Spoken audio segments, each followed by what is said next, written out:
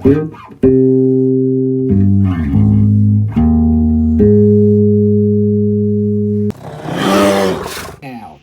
here, and today I got something pretty cool, and it's not this knife. This is one I showed last week, a week before, something like that.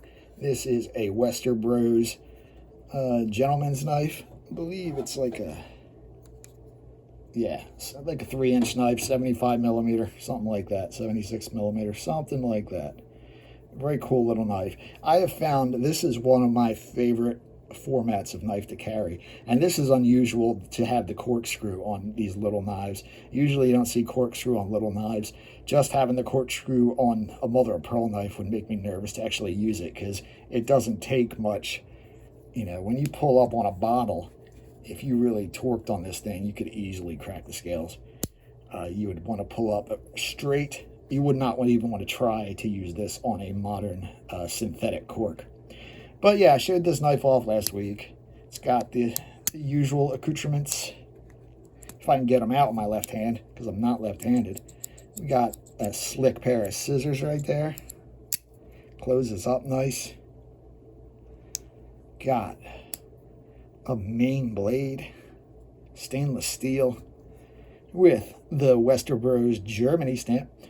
And as I said in my previous video, Wester Bros was one of the German companies that manufactured the very first issues of the model 1890 soldier's knife.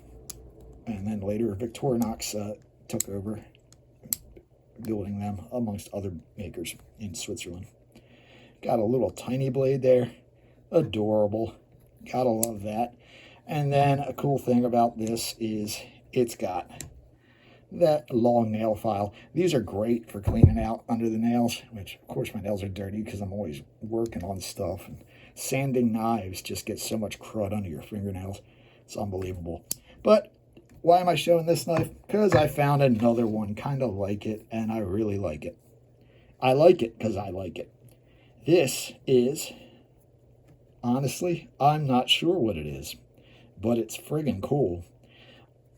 Notice it's got horn handles, horn scales. Sorry, don't call them handles, bro. They're part of the handle. But, yeah. Notice this low spot. This is where it's delaminating. This could be from moths or mites, some kind of bugs. Could be, it could have just been a bad spot in the horn, and, you know, over the years, you know, if an animal's horn gets damaged, it grows like scar tissue over it. So it's very possible this had a bad spot in the horn that broke down over time. I sanded it down. It did have like some parts sticking up where you could get your fingernail under it, but now it's all pretty smooth. Still, a great looking knife. I love the contrast with the light horn on the front and the dark horn on the back. I'm a sucker for that. I fall for that every time. The 4 brass pins, beautiful. Notice it has, does it? Yeah, coined liners. So the liners, the edge of the liners is rolled on a machine to make it look like the edge of a dime or a quarter or something like that. It gives it that texture. Just nothing functional, just a little piece of extra craftsmanship from a time when people went the extra distance. Nowadays, with the modern knives, I mean, they're all made on a computer-operated mill or lathe or whatever. You know, the whole process computerized.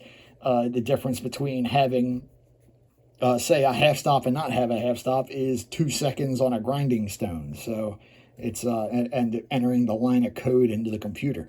So even something like that, you know, it's back in the day, somebody had to take these by hand and do that, and that's super cool to see. Yeah. Anyway, let's get into her. We've got a wee little blade right there. Look at that little guy. Tiny. It's cool, though. Good pen blade. We've got a pretty substantial main blade for this size of knife. Now, this is a little, yeah, this is a little longer. Let's see how it measures up to an 84 millimeter. Of course, I just had that climber there. I could use that. So yeah, it's a 3¼ inch knife. roughly 84 millimeters or so. Carbon steel. And here's part of the mystery. Part of the tank stamp is just gone. I believe the person I bought this from is a friend and a great knife collector, and I think he told me it was called a Dittert, like Deitert Co or something like that.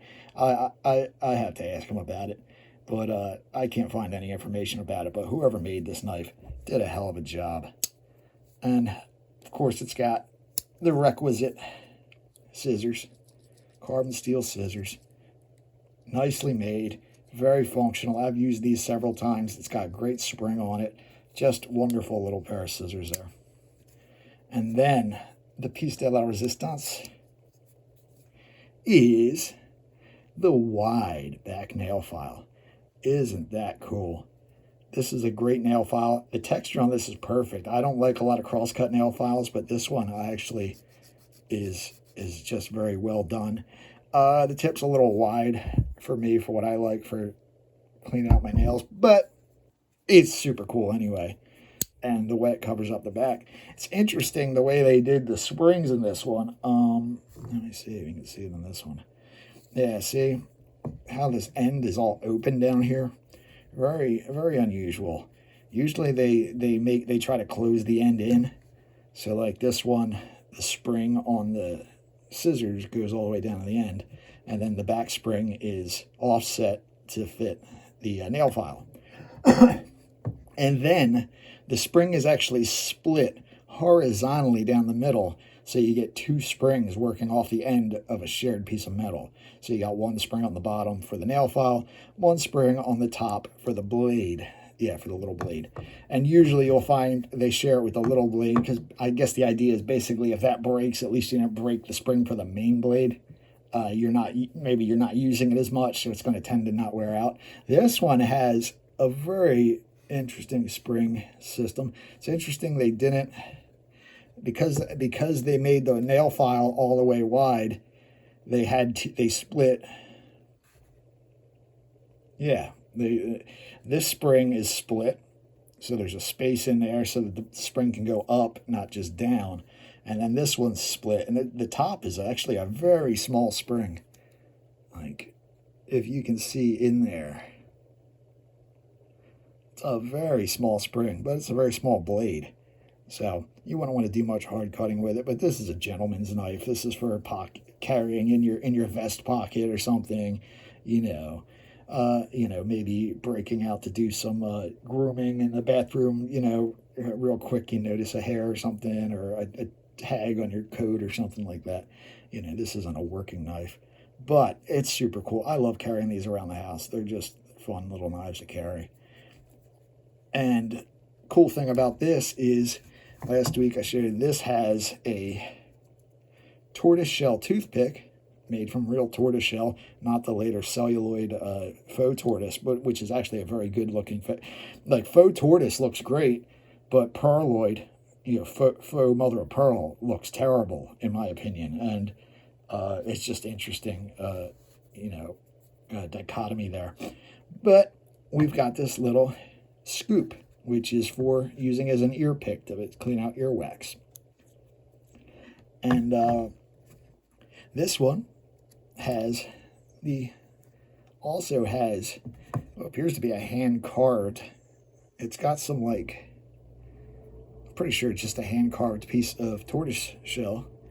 Back in the day, things like toothbrushes, combs, hairbrushes, all kinds of household items, little hand mirrors and stuff like that would be framed in tortoise shell. Was basic, and horn were the plastics before plastics. Even though we invented celluloid went back to the 1850s, but it didn't become commonplace until the 1900s.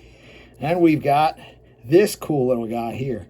Not only is it a little scoop, but it's still got the tweezers. So you get the tweezers, and then you can dig in and scoop out a big clump of nastiness out of your ear with it if you want to. Pretty friggin' cool. So, yeah, man, I love these little knives. I have another one coming. I think this is such a cool design. I mean, the most similar these are to a Swiss Army knife would be something like the Executive, you know, where you get your, you know, orange peeler. Because, I mean, what respectable businessman goes to his penthouse office suite and does not have a bowl of oranges sitting at his desk? Am I right? No, I'm not. A little blade like that, which, now granted, this is a bigger knife, so it should have a bigger blade. But then we compare it to this, which is basically the same size knife, and it's still got a bigger blade. So what's up with that, Victorinox? Well, I know what's up with it. It's because they have tools on the back that take up more real estate, so the blade had to be a little thinner. Then the Executive also has a small blade like that. Bam. Then we've got a crosscut nail file with the nail cleaning tip. Got scissors. Yeah, this is one I just got in, haven't worked on yet. It just was nearby, so I grabbed it. So you get your scissors.